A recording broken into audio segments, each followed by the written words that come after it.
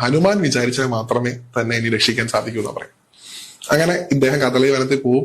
ഭഗവാൻ തപസ് ചെയ്യുന്ന സമയത്ത് നമസ്കരിക്കും, എഴുന്നേൽപ്പിക്കും, പറയും, പ്രഭു അങ്ങ് എന്നെ രക്ഷിക്കണം, എന്റെ ജീവൻ ആപത്താണ്, അങ്ങയിൽ അഭയം പ്രാപിച്ചു കഴിഞ്ഞാൽ ജീവൻ തിരിച്ചു കിട്ടുന്നത് എന്നോട് നാരദ മഹർഷി പറഞ്ഞു, അങ്ങനെയാണ് ഞാൻ എന്നോട് വന്നത്, എനിക്ക് പ്രാണഭിക്ഷ തരണം എന്ന് പറയും.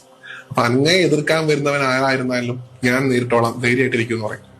അപ്പൊ അത് പറ്റില്ല, എനിക്കൊരു ഉറപ്പ് വേണം, അങ്ങയുടെ ഏറ്റവും വലിയ ശക്തി എന്ന് പറഞ്ഞ രാമനാമമാണ്, അങ്ങ് രാമനാമത്തിൽ ചൊല്ലി എനിക്ക് പ്രതിജ്ഞ ചെയ്ത് തരണം, ഞാൻ രക്ഷിച്ചോളാം.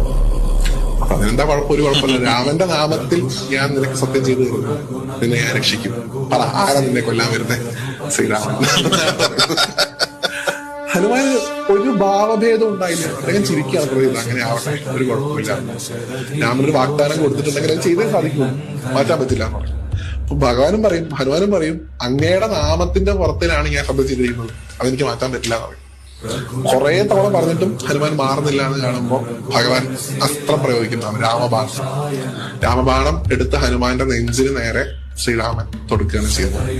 ആ രാമബാണം ഒരു പൂമാലയായി ഹനുമാന്റെ ദേഹത്ത് വന്ന് ചേർത്ത് എന്നാണ് പറയുന്നത്. ശ്രീരാമന് ഭയങ്കര അത്ഭുതമായി, ഇതെങ്ങനെ സംഭവിച്ചു.